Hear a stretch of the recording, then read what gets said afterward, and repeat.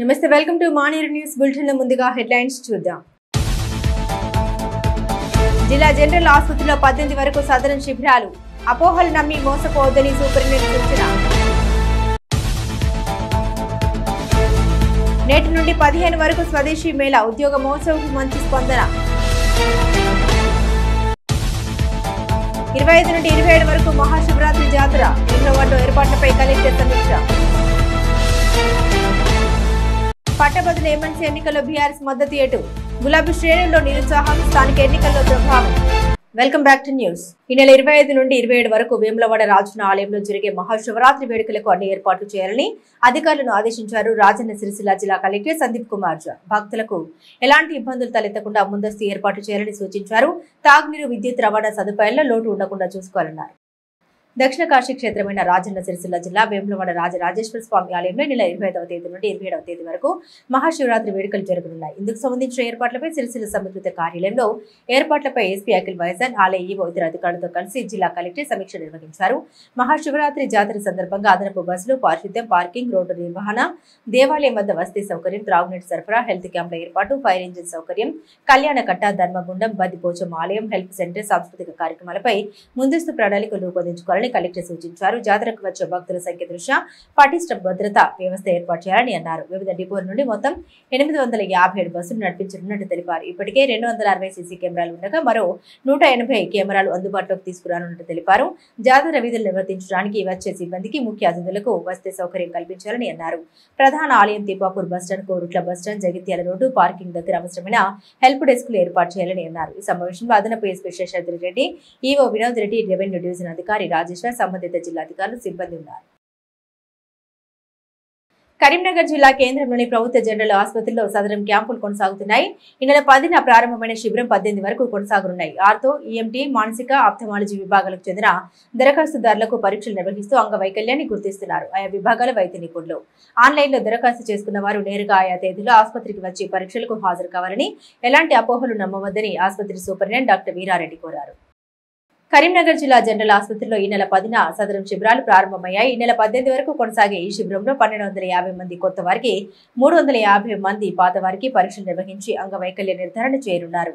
ఇందులో భాగంగా మంగళవారం ఆర్థో విభాగానికి చెందిన దివ్యాంగులు వైద్య పరీక్షలకు హాజరయ్యారు. వారికి వైద్య పరీక్షలు చేశారు. ఆ విభాగ వైద్య నిపుణులు వైద్య పరీక్షలు చేసుకునేందుకు వచ్చిన వారికి సదుపాయాలు కల్పించారు. ఈ సందర్భంగా ఆసుపత్రి సూపరింటెండెంట్ డాక్టర్ వీరారెడ్డి మాట్లాడుతూ, మీ సేవా సెంటర్లో దరఖాస్తు చేసుకున్న వారికి ఆయా తేదీల్లో వైద్య పరీక్షలు నిర్వహిస్తున్నామని, దరఖాస్తుదారులు ఎవరు అపోహలకు గురి కావద్దని కోరారు. శిబిరానికి హాజరయ్యే వారు ఆధార్ కార్డు, జిరాక్స్ తో పాటుగా మీ సేవలో బుక్ చేసుకున్న స్లాట్ రసీదు, ఇతర పత్రాలతో హాజరు కావాలని సూచించారు.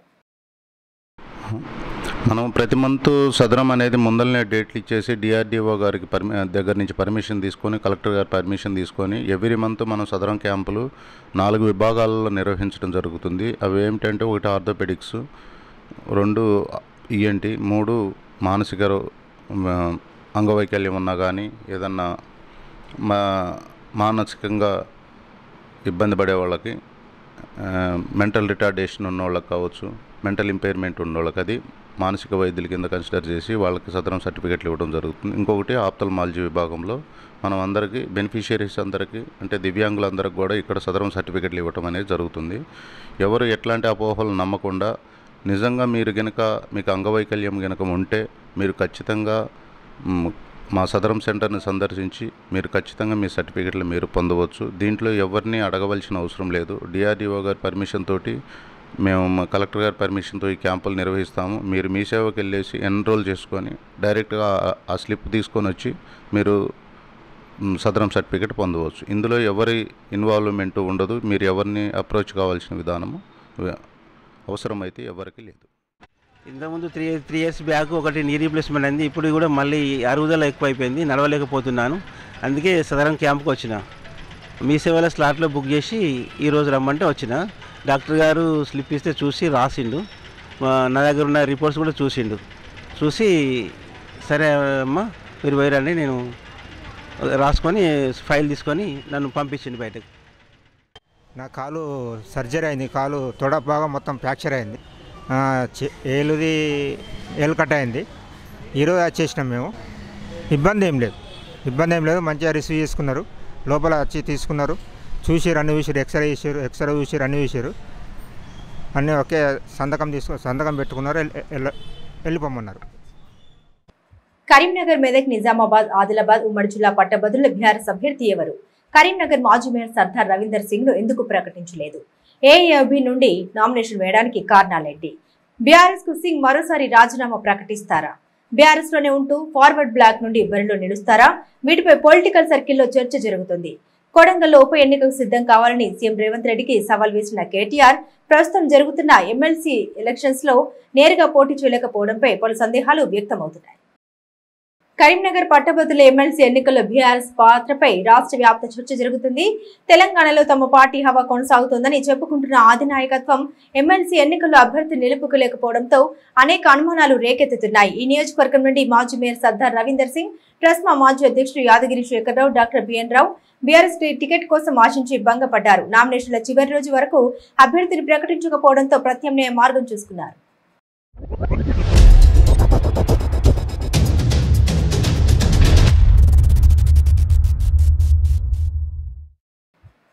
కరీంనగర్, మెదక్, నిజామాబాద్, ఆదిలాబాద్ ఉమ్మడి జిల్లా పట్టభద్రుల ఎమ్మెల్సీకి all India forward bloc party అభ్యర్థిగా మాజీ మేయర్ సర్దార్ రవీందర్ సింగ్ నామినేషన్ దాఖలు చేశారు. ఇదే పార్టీకి మద్దతుదారుడిగా ఉన్న ట్రస్మా మాజీ అధ్యక్షులు యాదగిరి శేఖర్రావు ఇండిపెండెంట్ అభ్యర్థిగా నామినేషన్ వేశారు. బీసీ సామాజిక వర్గానికి చెందిన ప్రసన్న హరికృష్ణకు బీఆర్ఎస్ టికెట్ ప్రకటిస్తారని తొలుత ప్రచారం జరిగినప్పటికీ చివరికి ఆయన బీఎస్పీ అభ్యర్థిగా బరిలో నిలిచారు. కరీంనగర్ ఎమ్మెల్సీ నియోజకవర్గ పరిధిలో సుపరిచితులైన మాజీ మేయర్ రవీందర్ సింగ్ ఏఎఫ్బీగా నామినేషన్ దాఖలు చేయడం వల్ల బ్యాలెట్ లో మొదటి స్థానంలో బీఎస్పీ నుండి పోటీ చేస్తున్న ప్రసన్న హరికృష్ణ 3వ నెంబర్ కేటాయించే అవకాశాలు ఉన్నట్లు పలువురు రాజకీయ పరిశీలకులు భావిస్తున్నారు. దీనివల్ల తమకు కలిసి వస్తుందని ఆశాభావంలో ఉన్నారు. గత బీఆర్ఎస్ పాలన పట్ల నిరుద్యోగులు, పట్టభద్రుల్లో ఉన్న వ్యతిరేకత ప్రస్తుత ఎన్నికల్లో ప్రభావం చూపే అవకాశాలున్నందున గులాబీ బాస్ నేరుగా బరిలో నిలపలేదనే చర్చ జరుగుతోంది. తెలంగాణ ఉద్యమకారునిగా, మేయర్ గా, సివిల్ సప్లై కార్పొరేషన్ చైర్మన్ గా పనిచేసిన సర్దార్ రవీందర్ సింగ్ గతంలోని స్థానిక సంస్థల ఎమ్మెల్సీ పదవి ఆశించి భంగపడ్డారు. 2021లో ఇండిపెండెంట్ గా పోటీ చేసి బీఆర్ఎస్ ను ముచ్చమటలు పట్టించారు. ఆ తర్వాత గులాబీ బాస్ చేరదీసి కార్పొరేషన్ పదవి కట్టబెట్టారు. ఈ ఎమ్మెల్సీ ఎన్నికల్లో బీఆర్ఎస్ టికెట్ కేటాయిస్తుందనే ధీమా వ్యక్తం చేసినప్పటికీ చివరికి నిరాశ మిగిలింది. అయినప్పటికీ రవీందర్ సింగ్ పార్టీలో ఉంటూనే ఏఎఫ్బీ పార్టీ నుండి పోటీ చేస్తూ ప్రచారం నిర్వహించడం సర్వత్రా ఆసక్తి నెలకొంది. కరీంనగర్, మెదక్, నిజామాబాద్ ఉమ్మడి జిల్లాలో బీఆర్ఎస్ కు ప్రజాప్రతినిధులు ఉన్నప్పటికీ పట్టభద్రుల ఎమ్మెల్సీ ఎన్నికల్లో అస్త్ర సన్యాసం చేయడం పట్ల గులాబీ శ్రేణిలో నిరుత్సాహం నెలకొంది. ఎవరికి మద్దతు తెలపాలన్న దానిపై పార్టీ క్యాడర్లో డైలమాలో పడింది. బీఆర్ఎస్ అధిష్టానం తీసుకున్న ఈ నిర్ణయం వచ్చే స్థానిక ఎన్నికల్లోనూ ప్రభావం చూపే అవకాశాలు ఉన్నట్లు పలువురు చర్చించుకుంటున్నారు.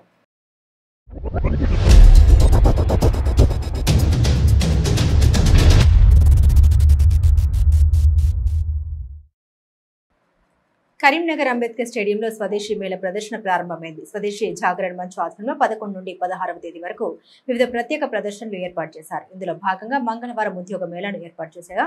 నిరుద్యోగ యువకులు ఇంటర్వ్యూలకు హాజరయ్యారు. వివిధ విభాగాల్లో ఏర్పాటు చేసిన ఈ మేళను సద్వినియోగం చేసుకోవాలని ప్రజల్ని కోరారు నిర్వాహకులు. నగరంలోని అంబేద్కర్ స్టేడియంలో స్వదేశీ జాగరణ మంచ్ ఆధ్వర్యంలో స్వదేశీ మేళ ప్రదర్శన ఏర్పాటు చేశారు. దేశవ్యాప్తంగా వివిధ రాష్ట్రాల్లోని స్వదేశీ ఉత్పత్తులను ఇందులో ప్రదర్శించారు. వీటితో పాటుగా మంగళవారం ఉద్యోగ మహోత్సవ్ పేరుతో జాబ్ మేళాను ఏర్పాటు చేయగా వివిధ కంపెనీల ప్రతినిధులు నిరుద్యోగ యువకులను ఇంటర్వ్యూలు చేసి సెలెక్ట్ చేశారు. ఈ సందర్భంగా స్వదేశీ జాగరణ మంచ్ రాష్ట్ర కన్వీనర్ ముక్కా సతీష్ బాబు మాట్లాడారు. జాబ్ మేళాలో 120 కంపెనీల ప్రతినిధులు సుమారు 6,000 మందికి ఉద్యోగ అవకాశాలు కల్పించనున్నారని తెలిపారు. వివిధ స్టాళ్లతో పాటుగా ఉదయం, సాయంత్రం సాంస్కృతిక ప్రదర్శనలు ఏర్పాటు చేస్తున్నారు తెలిపారు. ఈ అవకాశాన్ని సద్వినియోగం చేసుకోవాలని ఆయన కోరారు.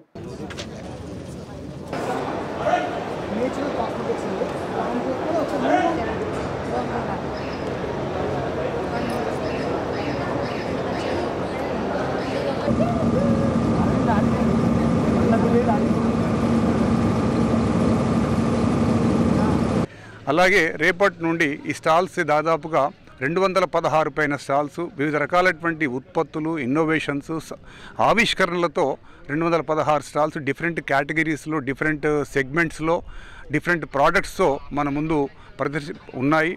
సందర్శకులు, కరీంనగర్ పట్టణ ప్రజలు, చుట్టుపక్కల గ్రామాల వాళ్ళు, ఉమ్మడి కరీంనగర్ జిల్లా ప్రజలందరూ కూడా ఈ మేళాను సందర్శించి వారు కూడా వారి ఆలోచనలు మనతో పంచుకోవాలని, అలాగే ఇందులో జరిగేటువంటి ముఖ్యమైనటువంటి కాలాంశాలు ఏవైతే ఉన్నాయో మార్నింగ్స్ ప్రతిరోజు ఉదయం 10 నుంచి 1 గంట వరకు మనకు వర్క్షాప్స్ ఉంటాయి, సెమినార్స్ ఉంటాయి. క్లాత్ ఫ్రమ్ డిఫరెంట్ స్టేట్స్ మనకు ఇక్కడ వచ్చినాయి. పోచంపల్లి, రాజస్థాన్ కోటా శారీస్, టస్సర్ సిల్క్, మహదేవ్పూర్ అక్కడ ఉన్నటువంటి టస్సర్ సిల్క్ అక్కడ తయారవుతుంది. ఊరు ప్రతి సిటీలో భగవద్గీత ప్రచారం చేయాలని ఆ కోరిక మా కర్తవ్యం. అలాగే ప్రభుపాద చెప్పాడు, భగవంతుడు బుక్స్ సేవ చేస్తూ అండ్ గోసేవ ఏమన్నాడు, భగవంతుడు సేవ చేస్తూ అండ్ గోపత్తులు మేము ఇక్కడ నిజాంలో తయారు చేసేవి వేరే తెప్పించి ఇక్కడ కరీంనగర్లో ఇక్కడ కూడా ప్రజలకు అందరికీ మంచి ఆరోగ్యం ఇవ్వడానికి గోసేవ ఉత్పత్తులు తీసుకొచ్చాము.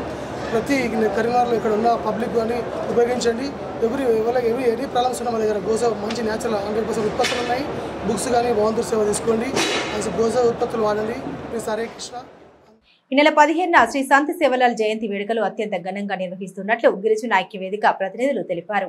కరీంనగర్ ప్రెస్ భవన్లో వారు మాట్లాడుతూ ప్రతి సంవత్సరం లాగానే ఈ 7 వేడుకలు నిర్వహిస్తున్నామని, గిరిజన సోదరులు పెద్ద సంఖ్యలో తరలి రావాలని పిలుపునిచ్చారు. ఆదివాసీ హక్కుల సాధన కోసం కృషి చేసిన సంత్ సేవలాల్ జీవిత చరిత్రను పాఠ్యాంశాలు చేర్చాలని, జయంతి రోజును ప్రభుత్వ సెలవుగా ప్రకటించాలని ప్రభుత్వాన్ని డిమాండ్ చేశారు.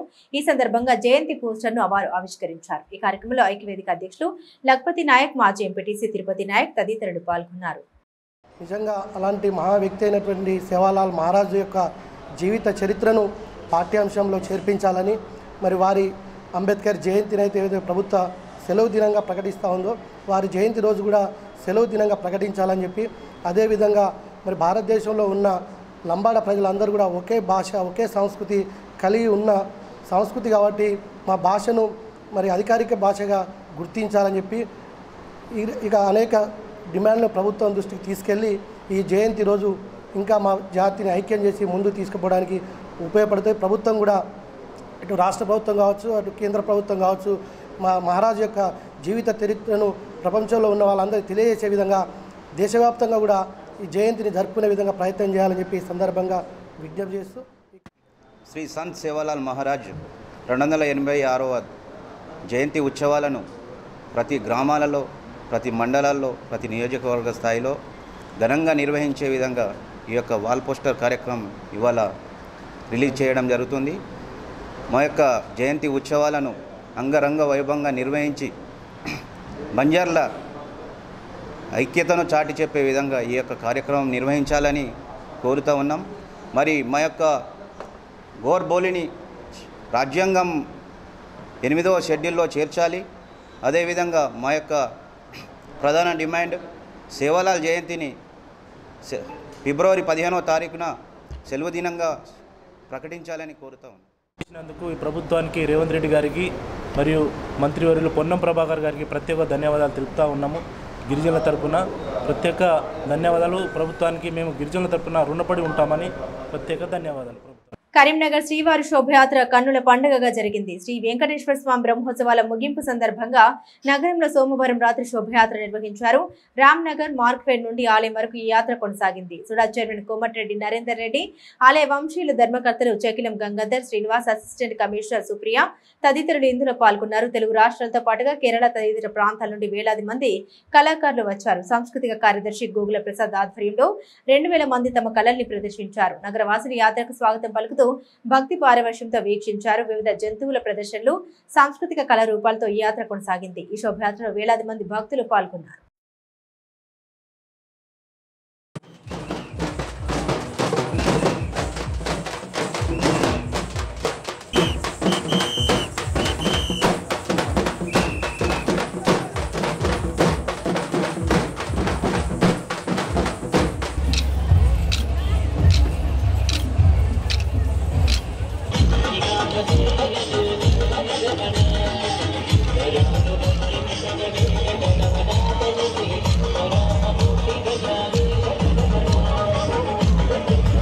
Chandra.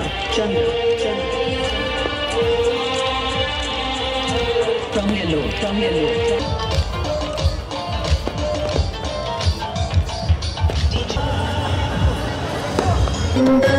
Ashita Paksha Govinda, Nitya Shubha Prada Govinda, Govinda Hari Govinda. Rajanna Sircilla జిల్లా వేములవాడలోని బద్దిపోచమ్మ ఆలయంలో భక్తుల రద్దీ కొనసాగింది. నిన్న సోమవారం రాజన్నను దర్శించుకునేందుకు రాష్ట్రంలోని నలుమూలల నుండి వచ్చిన భక్తులు మంగళవారం బద్దిపోచమ్మను దర్శించుకున్నారు. బోనాలతో భక్తులు పెద్ద సంఖ్యలో తరలివచ్చి అమ్మవారికి మొక్కులు చెల్లించుకున్నారు. దీంతో ఆలయ పరిసరాలు భక్తులతో కిక్కిరిసిపోయాయి. భక్తులకు ఇబ్బంది తలెత్తకుండా పోలీసులు, ఆలయ అధికారులు సౌకర్యాలు కల్పించారు.